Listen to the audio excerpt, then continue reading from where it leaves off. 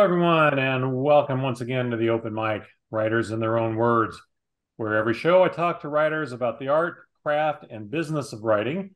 Uh, could be from New York Times bestsellers all the way down to folks who are just getting interested in writing for a profession or for pleasure, whatever the case may be. The Open Mic is always about and for writers and the experience of writing and publishing here in the modern age.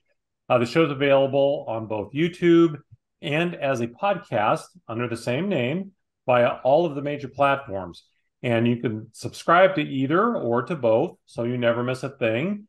If you're watching this on YouTube and you're thinking about podcasts, I understand today that Stitcher is going to cease and desist, so I won't be available on Stitcher anymore. But Apple and Amazon and all the other major ones, I will be on all those. Unless they go out of business too. That's not my concern. Today is a special show, and rather than focusing on a specific guest and their specific work, we're going to talk about a trend, the fast-growing use of AI tools, and very specifically, ChatGPT in fiction writing. Now, for some folks, this is absolute heresy, signaling the end of all that is good and right in the world. While others, it's simply embracing new tools that help enhance our own natural creativity. There are definitely small armies on each side of this issue. So today, I thought rather than having that kind of debate, we would just talk to a few folks, both of whom have been on the show before. So hopefully you are familiar with them and their work and know that they are both highly accomplished folks. And they both use ChatGPT in some form or another. So I thought I would ask them to come on and share their thoughts about these tools and how they do and do not use them. So please welcome good friends to the show and fabulous authors, Elisa, Lorello, and Neil Plakcy, back to the Open Mic. Hey, folks, how are you doing today? Doing great, thanks. I am very well. Great. Well, thanks for being here. I really appreciate it. Like I say, this is a topic that I know a lot of folks are feeling some angst about, and maybe for good reason. And we're going to get into some of that. But let's get started with the most basic thing, because I noted that people generally seem to fall into two camps on this. They either love AI tools or they hate them. Give me your perspective on the use of these tools. And Elisa, let's start with you, because I know you actually have an ebook that just came out on this very subject, correct? Yeah, it's almost more of a booklet or like a field guide, but I wrote and published it at the very beginning of 2023. And basically what I wanted to do was write something that was saying there are ways to use Chat GPT in responsible and ethical ways as a writer, and not lose your humanness, you not lose your humanity as a writer. So that was the goal for the book. Sure. And Neil, I know you're just getting into embracing these tools a little bit as well, correct? I am. I'm coming at this from a couple of different angles. First of all, as a writer, and at a writers conference called Sleep. Neil, I'm losing you a little bit. Can you check your audio? Um, Looks good. I can plug in my other There you mic sound if you better. want. There you sound better. So just repeat what you said though, so I don't want to lose. Okay. So I'll be on at a writers conference next week called Sleuth Fest on a panel on writing cover copy. And I'm going to be the guy telling people how to use AI for that. Um, and I'm using it in a bunch of ways myself. I'm also having just come off of as a college professor of English, looking at how colleges and universities can incorporate AI. Mm. Great. Well, so since you both use these tools in a variety of ways, and Neil, I'll come back and start with you this time. Expound a little bit on that, some of the uses that you have found are helpful for you. Sure. I think it's really hard for authors to write their own promotional copy. For us to say something is a spine tingling, fast-paced, heart-rending, etc. It's really hard. First of all, because we think about the book that we wrote, not necessarily the book that somebody's going to read and how they're going to feel once they read it. So using ChatGPT, I can plug in, write a book description about, and then I give a very basic plot summary. And then I iterate. I realized, for example, you have to tell things like the title of the book, or it will create a title for you. Protagonist. I mentioned something about discrimination in a book description, and ChatGPT immediately assumed and he was gay. Okay, we had to fix an audio issue, but we're back now. Neil, why don't I have you? And what I asked was for you to share a few of the specific ways that you use AI in your work. Okay, so it's really hard for authors to write their own back copy. For us to say something is spine-tingling or heart-rending.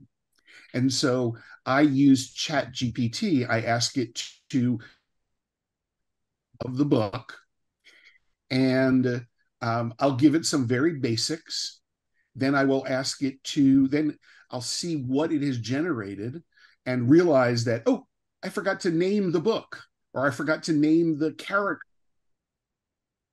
So I mentioned discrimination, and so it automatically assumed that my protagonist was African American when he's gay.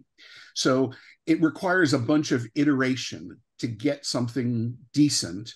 And then it also requires me to cut it down and find the things that I want to focus on the way I want the reader to make it feel afterwards. So that's one way. Another way that I have used ChatGPT is for newsletter content. A lot of us want to send out a regular newsletter, but we might not have anything really newsy to say this month. So what I've done is say, go to ChatGPT and tell me something about the history of this particular area where my book takes place. I can pick out the part that I want. So that gives me, without doing a lot of research and spending a lot of time, it gives me some good content to use. So those are two of the main things that I'm using. That's really interesting, especially about the newsletter content. I find that really fascinating. Elisa, I know, again, I know you have lots of thoughts here. What are some of the ways that you're using this? I have two major uses for it, and I'm using it more as almost like an assistant, like a virtual assistant. The first one is believe it or not, it's scheduling, making schedules for me, because I tend to be I'm a terrible multitasker. B, I have so many different projects going on at once that I'm trying to balance them all. So, and I'm not very good at that instinctively.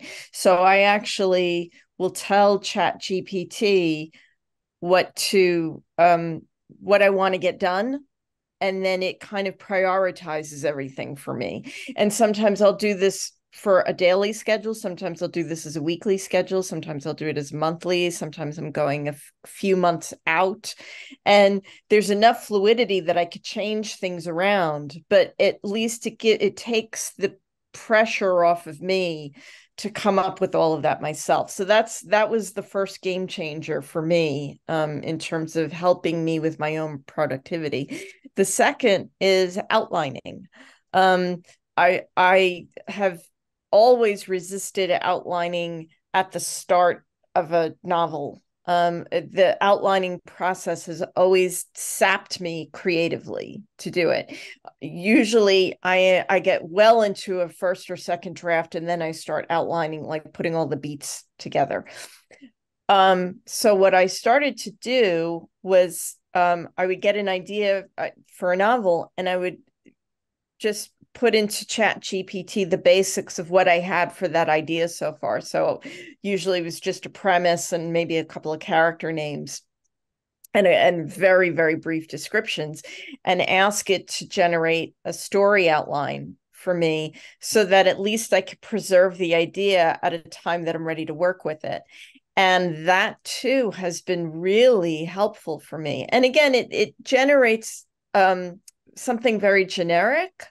Even with the story beats, it's not necessarily where I would take the story, but again, it's fluid enough that my own creative juices get going and say, oh, I'm going to replace this with this, and oh, that just gave me an idea to do this, and so on and so forth. So it's by having ChatGPT do the outline for me, it actually stimulates my creativity, and it gets me excited to write the story or the novel, as opposed to what it always did, which made me say, I never want to pick this thing up again. So those are the two main ways. I like your newsletter idea, Neil, too, because I was thinking about, I'm not even sure how I would use it in a newsletter capacity, but I really like that idea. And I'm using it also just for a little like light research that I would normally go to Google for. So like, for example, in the novel I'm writing right now, it was just a thing where the character's thinking about starting her own business. And I was at one point, she's considering a very particular location. And so normally I would try to Google that information, like what would she need to do? Does she need a business plan? Who does she talk to? Things like that. I plugged that into ChatGPT, and what would have taken me 30 to 60 minutes to find on Google, it had it in a minute. It wasn't something that I needed extensive research on. I just needed the basics, so I knew how to deal with that scene and then move on from it. So it's helpful in that regard too. Things that would take me take me out of my novel writing process to research or to Google, I get it done.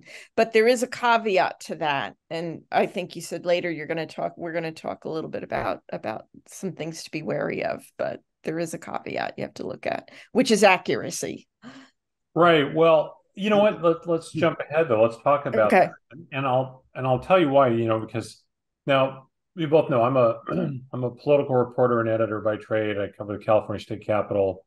And so I deal with a lot of lawyers. Uh, um, and I know we've seen lawyers get in real trouble using ChatGPT for legal briefs. We've seen that of late. But also, um, I've seen just in my own experimenting as an example, like tell me a little bit about something where I've seen errors, things I know are factually incorrect. And of course, as a reporter, that drives me nuts, right? I don't want to rely on something that I think is not accurate with me. So how do you go about screening this information that you get to be sure that you're getting accurate information? I mean, I know Google isn't perfect, but you have a lot of options when you Google something, right? Oh, all of this information comes up that you can check out. With ChatGPT, you're just getting that bit of information it's giving you, and it may not be quite as expansive as the 100 options or pages of options that Google gives you.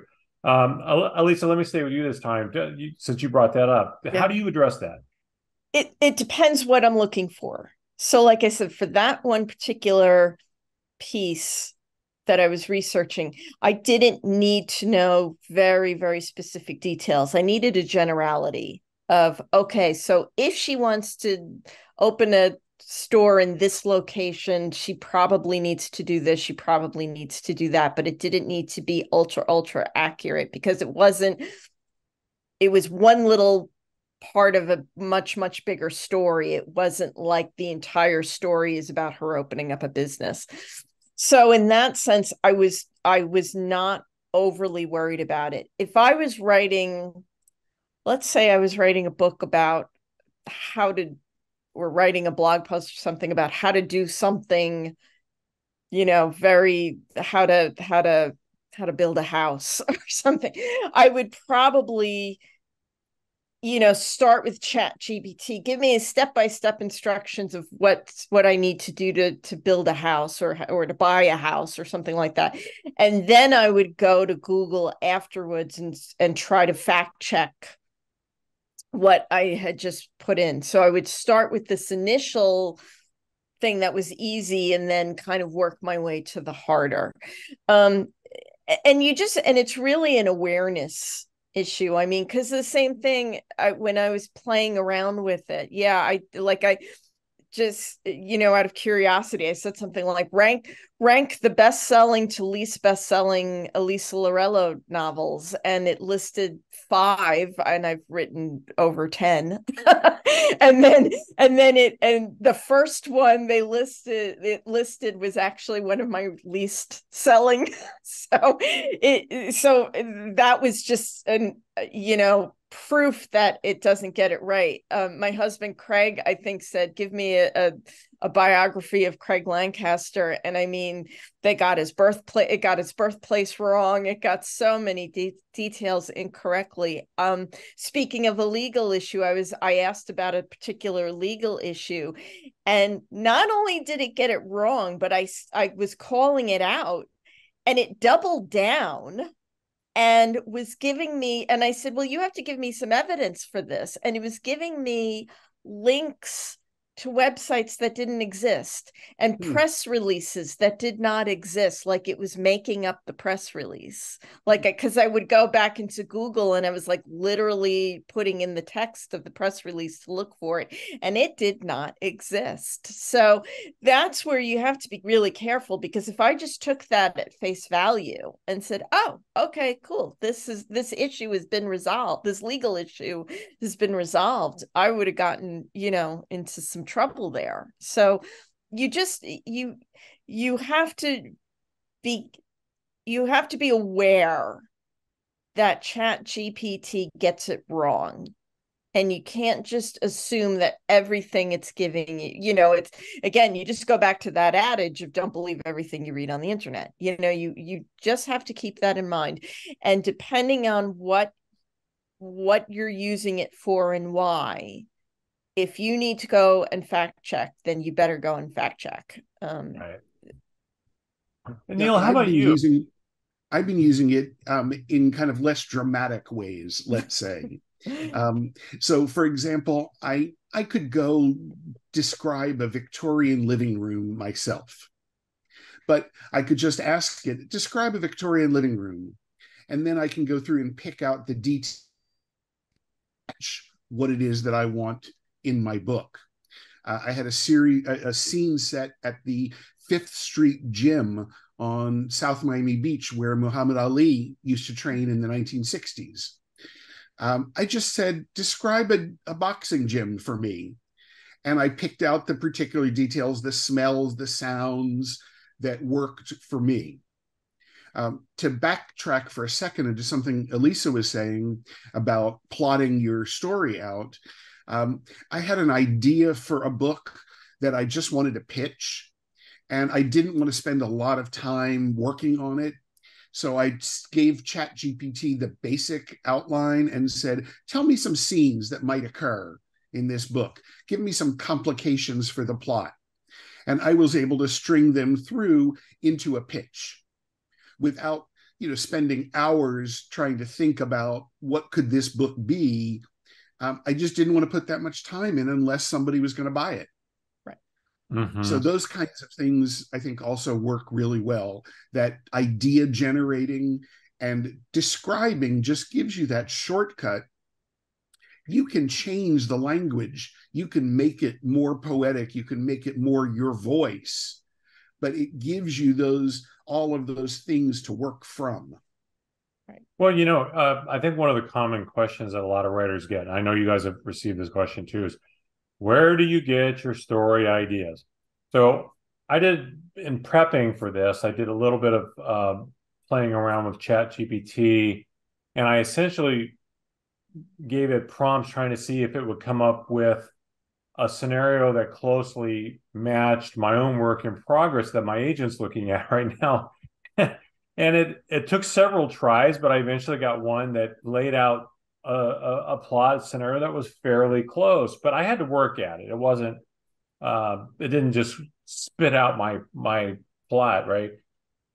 But I think there's a lot of writers who feel that there's just something inherently wrong with this, right? That this is not organic, it's not natural, and and of course we also have seen some writers are actually doing whole books that are written just by ChatGPT. Now, I don't know that anyone's publishing those books through anything legit, but I mean, maybe they're self-publishing these books. I don't know, but they're out there.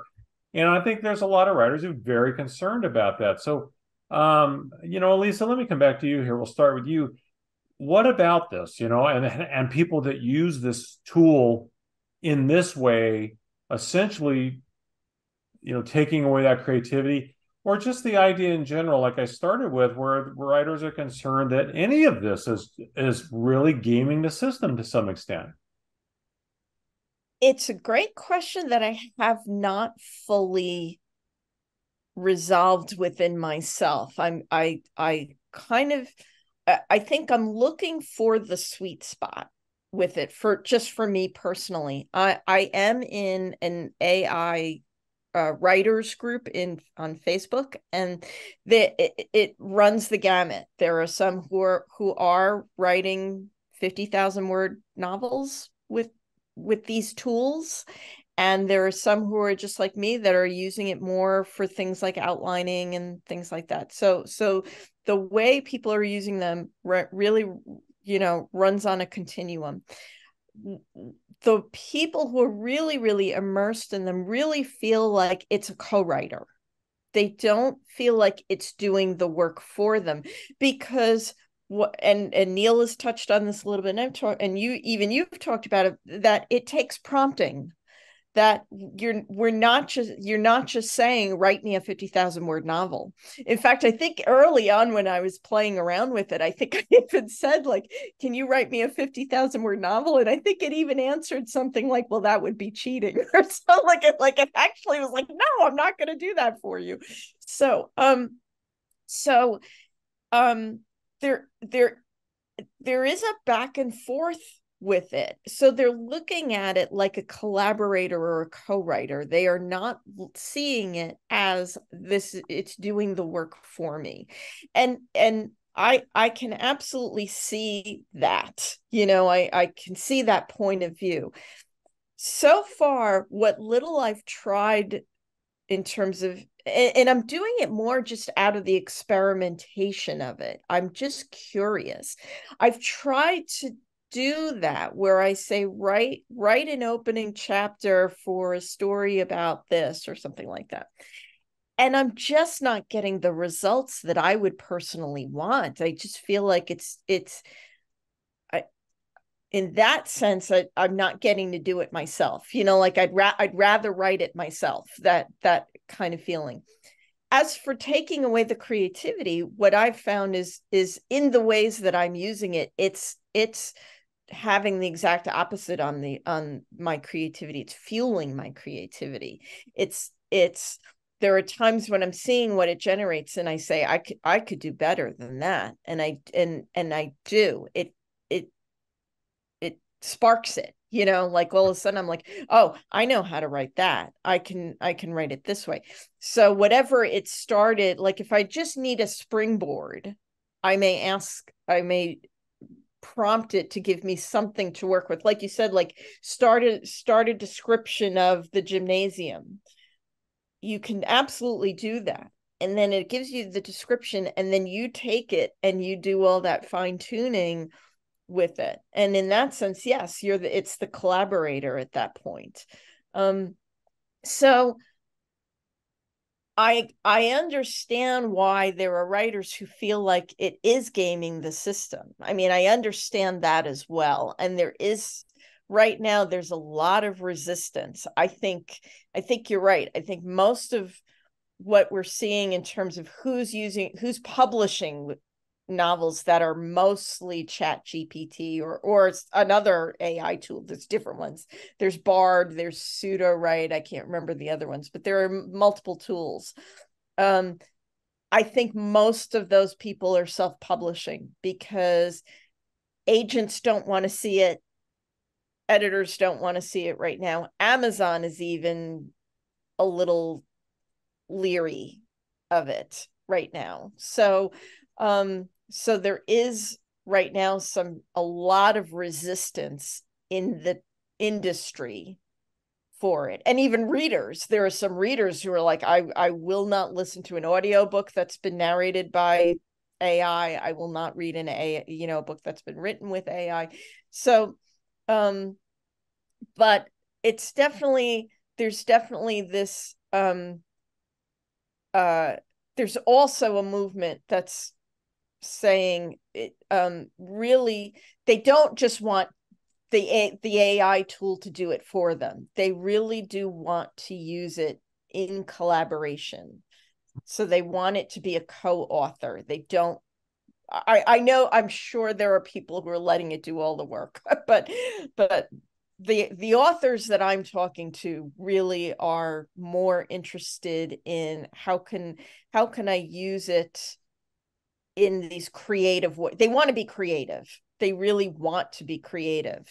Neil, is that your experience as well? Yeah, I think I come at this from a slightly different angle, having come out of an MFA program in creative writing and then spent years in critique groups. So, getting critical feedback, getting ideas from somebody else who says, why don't you try this with your plot? That kind of thing. I'm accustomed to that kind of feedback. I don't feel like it inhibits my creativity. I think it's, the AI is just another tool. Right. I do think we're going to see a lot more, a lot of quick advances in AI. Elisa mentioned audiobook narration. I think we're going to very quickly see a lot more better quality narration so that a narrator begins to really understand what it is they're reading. They're not just reading words on a page. And an AI can use different tones of voice, use different accents. So I think that's a place we're going to see a dramatic jump in AI in the future that affects writers. Mm-hmm. Yeah. This is a little bit of a maybe a tongue-in-cheek, some might say smart alecky, but what's the dumbest thing ChatGPT has ever given you to where you went, what?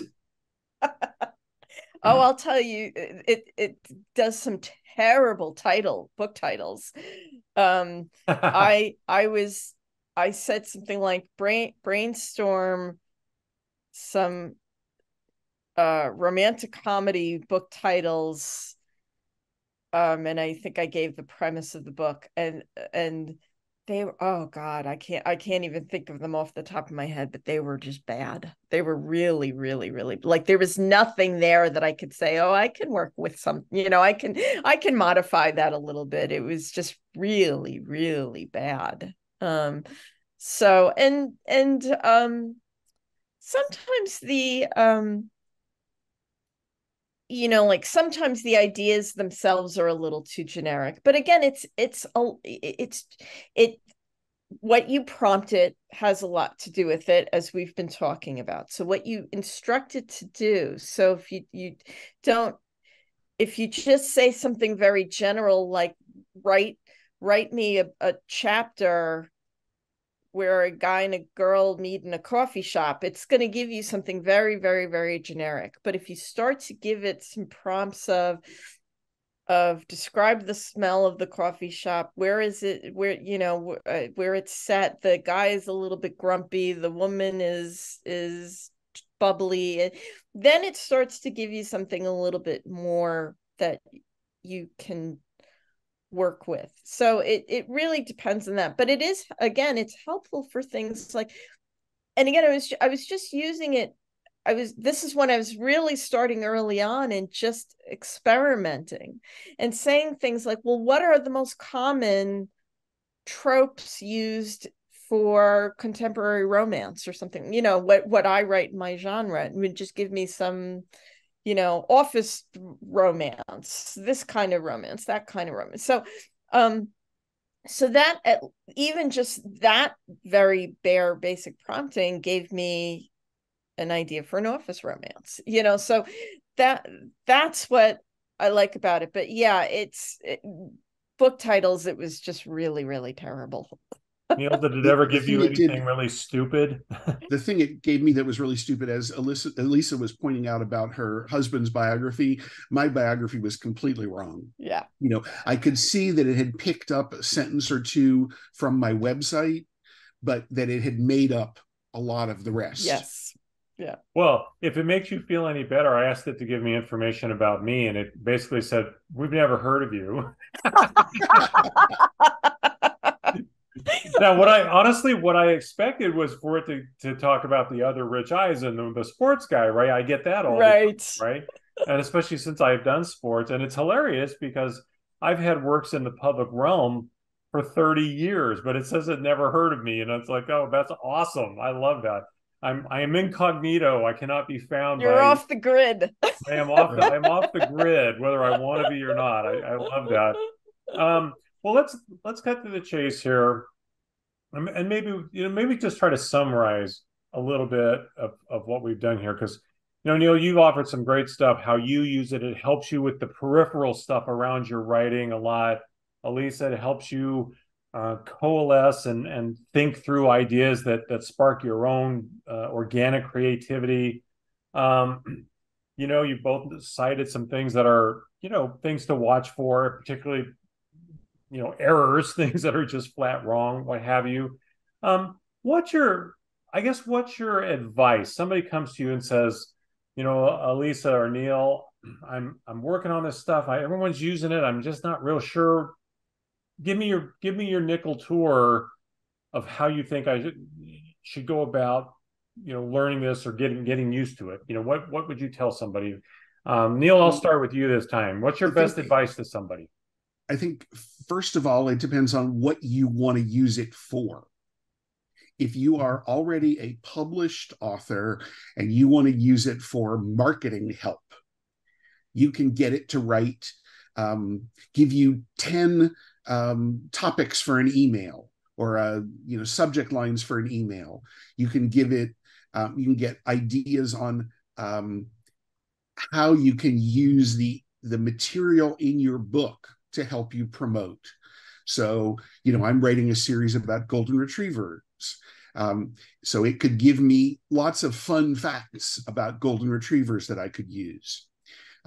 So that, to me, so if you already have the book and you're looking at ways to promote it, at ways to improve your visibility in the marketplace, etc., I think ChatGPT can give you a lot of stuff you wouldn't normally think about describing, ways to describe your own work. Then I would look at it and say, okay, well, suppose that you are a writer who is struggling to create something. I think that you could use ChatGPT for prompts for yourself. Ask it to give you, I'm having trouble writing my story about a guy and a girl who meet up and have an office romance. I just don't know where to go next. Give me some prompts. So I think that's a sense of something that ChatGPT can give you to spur your creativity. And so that's really, it just depends on where you are in your author journey. Yeah.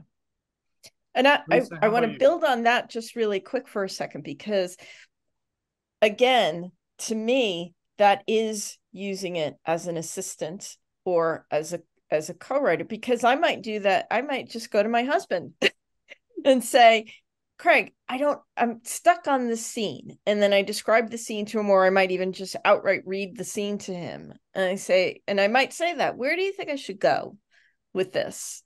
And he might give me a suggestion, and I either might take it, or I his suggestion spurs my suggestion. Oh, well, what if I do this instead? And then that gives me another idea. So that's another great way to use it as an assistant to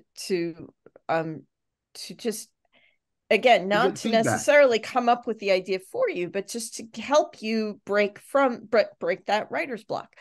What I would tell people, and what I have told people, is start just by playing with it, and say something like, give me 10 blog post ideas, just to see what it tells you. Give me 10 story ideas, give me 10 title ideas. One thing I did early on that I didn't think about until after the fact, and I've stopped doing, was to say something like, give me a story idea similar to, and I'd name another author. And that actually, you get into some intellectual property ethical issues. So again, I had the intention of just playing around and experimenting, but it's recommended that you don't do that. That there's some ethical questions involved with that. So I wouldn't advise that, or write something in the, generate a scene in the style of another author. I have no problem if I prompt it, write this in the style of Elisa Lorello. So if I use myself as the example, then and again, usually it's way off. Although I remember I did that with one particular scene, and actually I was like, oh, that's actually pretty close to something I might write. But yeah, so I wouldn't recommend that you say, write it in the style of so and so, or give me an idea that so and so might come up with. But absolutely, just see what it can do, and then, like Neil said, then find what you want it to do. I used it I was experimenting with Amazon ads, and I actually used it to write some taglines for me. I did it, even just experimented with a couple of tweets for my latest novel, and I used a couple. No, nobody called me out on it. And again, I was just playing around with it just to see if it was going to do anything, and if it was going to, and it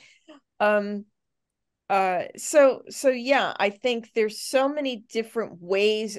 I think people who are not as informed, and I don't say that judgmentally, but I think people who are not as informed don't have this one vision of it, like that it's just one big plagiarism machine. And while yes, that's a concern, I'm not minimizing that. Yes, it's happening. Yes, they're using it as to write everything.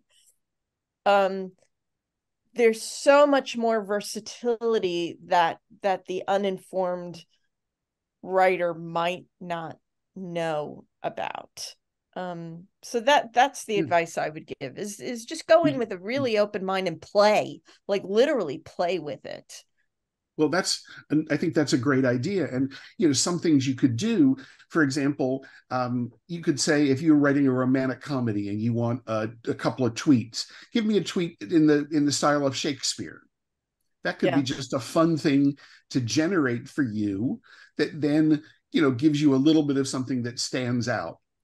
The other thing, real quick, we've been talking basically is about ChatGPT and about text-based stuff. I've been using one of the AI art generators to just say, my latest book is the Golden Retriever mystery, and it's set in an art gallery. And I said, give me a picture of a Golden Retriever in an art gallery. And then I just used that picture in my newsletter, because I don't have a cover yet for that book, but I'm going to talk about it. So that's fun for me. And it took a few iterations to get it right. But so again, having fun with it. Well, you guys have certainly given us a lot to think about here. And I think that I think the overriding message, and please correct me if I'm wrong, from you two would be, don't be afraid of it. Figure out how it can help you, where it can help you. Using it doesn't make you evil. It's not going to overtake your own writing unless somehow you want to let it. But it sounds like the simple thing is, look, it's here. It's not going to go away. Figure out how it might help you, where its pros and cons are, and it's going to be very individual for everybody to figure out how it works for you. And if it doesn't work for you, then don't use it. That's a simple thing. Be careful with it. You know, yes. I think Elisa pointed this out as well. Be careful that you are not plagiarizing somebody else, that you are not just using ChatGPT's text and presenting it as your own. Right. And, you know, to me, all these things come down to common sense. You know, everything is common sense, which I know is not really common, but just if you didn't write it yourself, for the love of God, man, take a look at it for a second. If you're a writer, you can take something and put it into your own words, or you can check and be sure it wasn't lifted from something else. Those are common sense things to me. And I think that's one of the things about all technology. And my wife, if she was here, would be laughing, going, "Oh, you're giving technology advice. That's brilliant." You know, the engineer in the family has to come save me every time I lock myself out of my computer or something. Full disclosure. But I do think, you know, these are the kinds of things that they're not going to go away, and we should really learn the ins and outs of them and decide what's right for you. That seems to be the best advice here. One other minor point is be careful what you put in to the ChatGPT, because that is a large language model. It is taking in everything you put in and using it for its own purposes. So, for example, I would not feed in a short story of mine and then say, write me another short story, you know, with Steve in Rochester. I'm looking for, you know, the culprits in a mystery, because I wouldn't want it to have my whole work there that then other people could be using. Right. Well, guys, thank you so much. I appreciate it. Before I let everyone go, I'm going to remind all the folks out there, if you haven't done so already, please hit subscribe. I like to think I offer you a great opportunity to hear directly from writers about their work and about how this industry works. We try to keep things positive here. We try to help people find answers to questions that sometimes feel overwhelming, especially when you're first getting started. But just remember, everybody started somewhere. Age, whatever else is going on in your life is not a barrier. You can get started if you want to be a writer. In fact, if anything, as we've seen today, there's lots of ways now to help you get started that maybe will spark your own creativity. And if all that has been helpful to you, hit subscribe, leave me a review, help other people find the show, help them access these great folks who so graciously come on and share their time and insights with me. Neil, Elisa, thank you very, very much. I really appreciate you doing this. Before we tell us the name of her book. My book is called The AI Author Assistant, and right now it is primarily available on Amazon, and it is available as a paperback, but the ebook is more economical. I'll try to remember to put it in the show notes when this goes up in a week or two. So, Rich, can I just add one more thing to kind of close everything out? You know, I was part of the ebook revolution back in like 2009, 2010. And at that point, everybody was saying that that was going to destroy the printed word. that digital ebooks and the Kindle and everything was going to be the death of publishing. There was absolutely some disruption that took place.